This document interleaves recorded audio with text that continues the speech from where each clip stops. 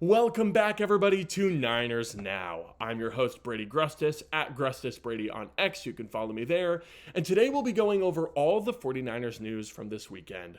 And boy, was there a lot of it. We've got roster moves, we've got practice updates, injury updates, and even some league-wide rumors to go over. And stick around, of course, until later in the show when we talk about Nick Bosa's ranking on the NFL Top 100. Before we begin, go ahead and subscribe down below, leave a like, leave a comment, and let's get into it.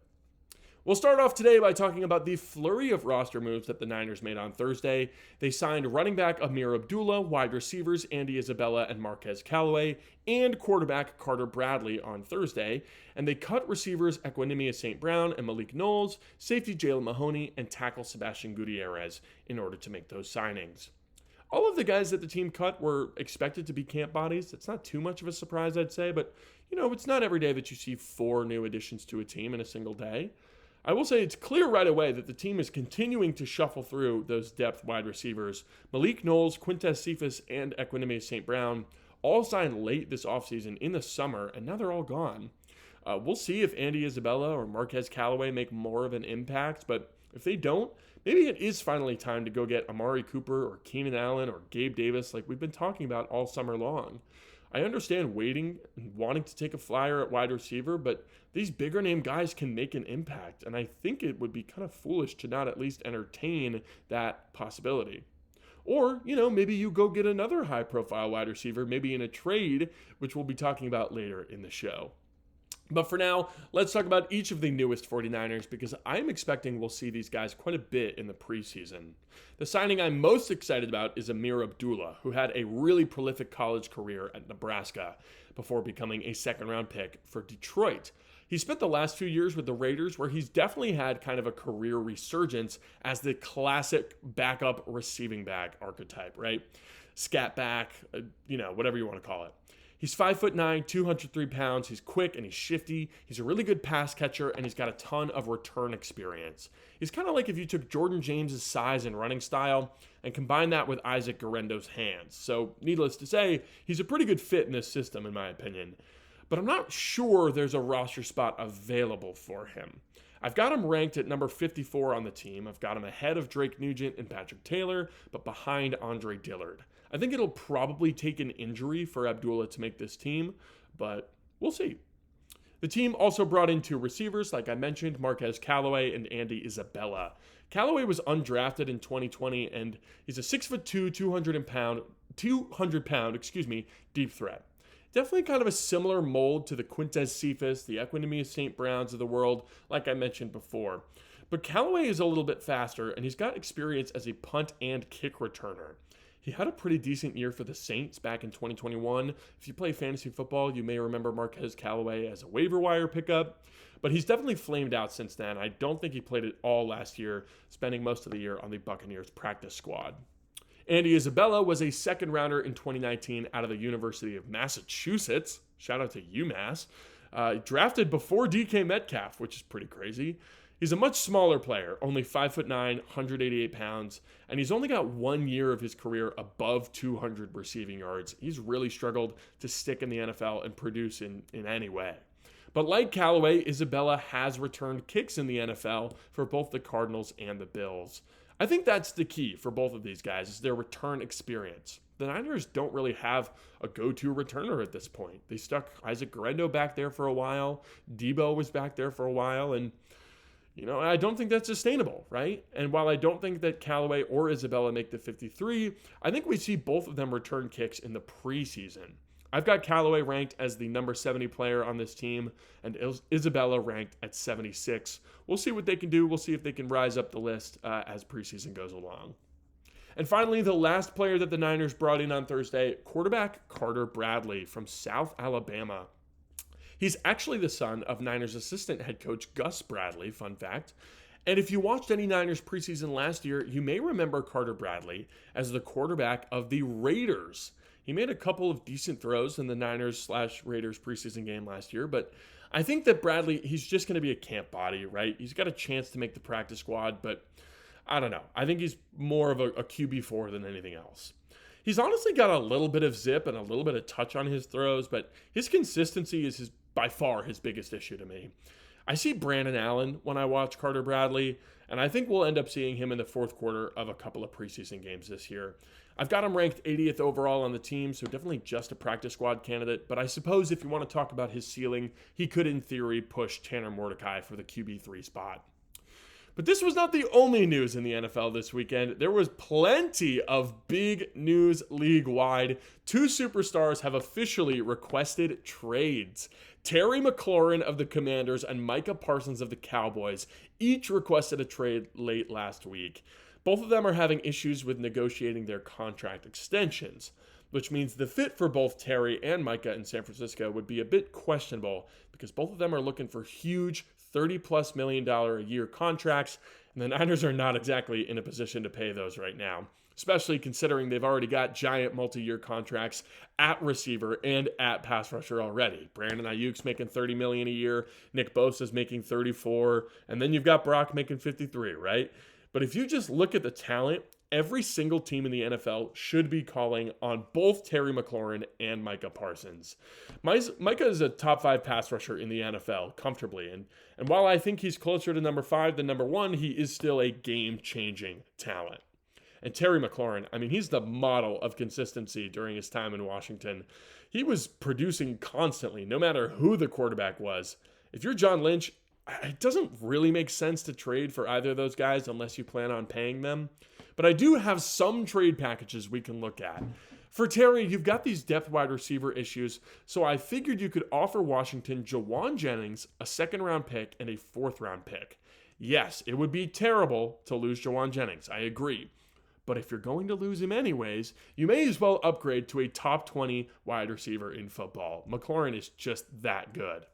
And for Micah, we've rebuilt the defensive line quite a bit in this offseason, in my opinion, but there's still a lot of question marks, right? So why not get a guy who is uber talented and uber proven and make the best edge rushing duo in football with Nick Bosa and Micah Parsons? In order to get Parsons, though, it won't be cheap. I'd have to offer Mykel Williams in a first-round pick for Micah and a second. I love Mykel's upside, but when you have the chance to get Micah Parsons, I think you've just got to take it. Would Dallas or Washington take those deals? Probably not. Both teams have come out and said that they do not plan on trading their stars. They're going to try and work out those contract extensions. But it's August already. As we get into mid-August and towards the end of the month, those trade requests get more and more powerful, okay? Niners fans know what it's like to have a long holdout. These things are not fun, and they can end ugly. Would you take those deals, though? Let me know if you think either of those trade packages would be worth it for Terry McLaurin and Micah Parsons. Leave a comment down below. And now, of course, it's time to talk about training camp from this past weekend. The Niners had 3 training camp practices on Thursday, Friday, and Saturday before having an off day on Sunday. No fans were present for these practices, but they will be back on Monday when you guys are seeing this video. The top story so far through this weekend is injuries. They're starting to stack up. The Niners have a joint practice with the Broncos on Thursday before this weekend's preseason game, and this team needs to stay healthy through this week if they want any chance of success early in the year. They activated Ben Bartch and Curtis Robinson, luckily, 2 guys who started the year on the NFI and PUP list respectively. But bad news when it comes to the injury front. Jordan James is going to have his knee injury evaluated throughout the week. Early reports are going to be that he's okay, which is nice, but still, he's banged up. Diamador Lenore should be back in time for joint practices, but he had a little hip irritation that he's been dealing with, and there is still no timetable for Jawan Jennings' calf injury. I'm starting to get a little worried about that one. Isaac Guerendo and Kyle Juszczyk both limped off the field during Saturday's practice. It looked like Guerendo was protecting his shoulder. And of course, we are still waiting for the return of Jacob Cowing and Renardo Green. So we're starting to accumulate some injuries. As of right now, the guys that are out are Jordan James, Diamador Lenore, Isaac Guerendo, Kyle Juszczyk, Jawan Jennings, Jacob Cowing, and Renardo Green. Not ideal. With Green and Lenore both missing practice, the top cornerbacks was a mixture of Upton Stout, Darrell Luter Jr., Trey Brown, and Dallas Flowers. And man, those guys got beat up this weekend. Both Purdy and Mac Jones were efficient all weekend long. Trey Brown was supposed to come in and be a solid veteran, but he has not been able to cleanly beat out Luter or Flowers. Cornerback depth is a definite issue for this team right now. And I think the Niners should absolutely go get some reinforcements. The Broncos have a really deep group of receivers too, so I'm expecting them to torch this quarterback group when it comes to joint practices on Thursday. Hopefully the Niners are able to bring in one of these veteran free agents that are still available because there's some pretty solid players out there. Former second-round pick Asante Samuel Jr. has still not signed anywhere. Former Defensive Player of the Year Stephon Gilmore is available. Rasul Douglas is available. Emmanuel Mosley is out there. And Michael Davis. These are all pretty decent, underrated players who could make an impact for the Niners when it comes to their depth. The Niners already made a move at corner by adding Eli Apple, but it doesn't seem like Apple has made any plays so far in training camp, and I do not trust him to be that fourth corner for this team. Who do you want the 49ers to sign? Leave a comment down below.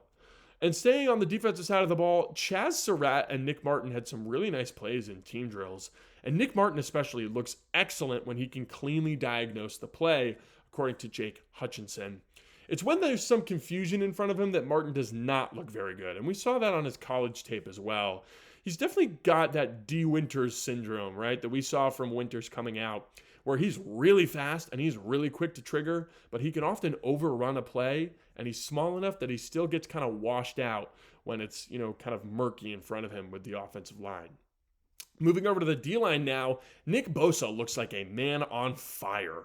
Colton McKivitz and Trent Williams had some admirable plays trying to block him, but Bosa is undeniable. He looks like he's ready to remind everyone why he's a former Defensive Player of the Year.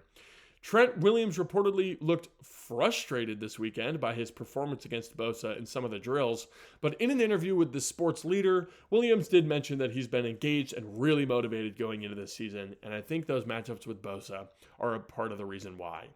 Colton McKivitz has also had a really good mindset going into this year. He told Matt Mayoka over the weekend that he's expecting a Pro Bowl nod this season. And if he's ever going to be a Pro Bowler, then why not this year, right? He's been playing really well in camp. He's gotten better every single year. So why can't he play at a Pro Bowl level? I'm super excited to see if McKivitz can live up to his expectations and hopefully keep Brock Purdy nice and clean all year long.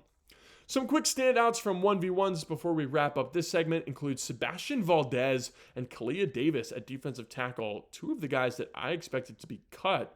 And Russell Gage at wide receiver continues to dominate team drills. I really think Gage makes this team, to be honest.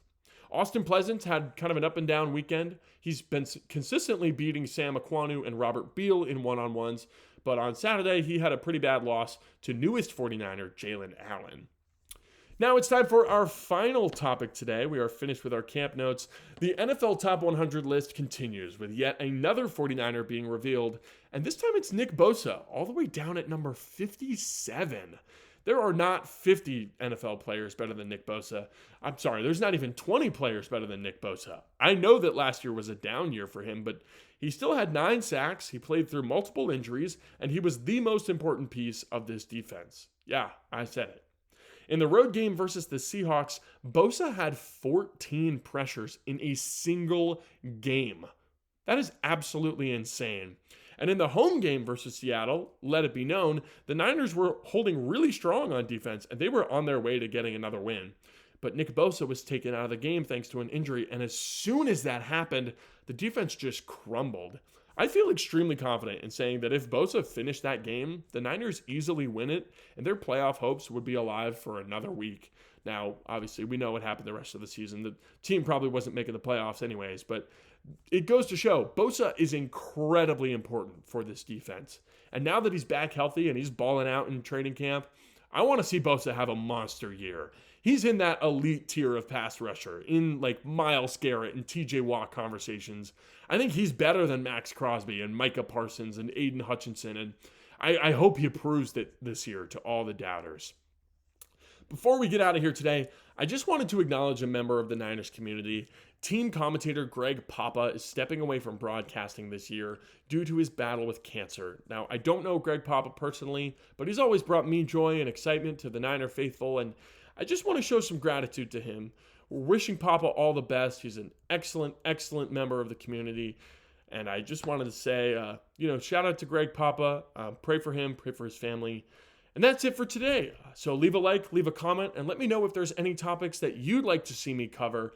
Thank you all for watching, and subscribe for 49ers videos 5 days a week. I'm Brady Grustas, at GrustasBrady on X. This has been Niners Now, and I'll see you tomorrow.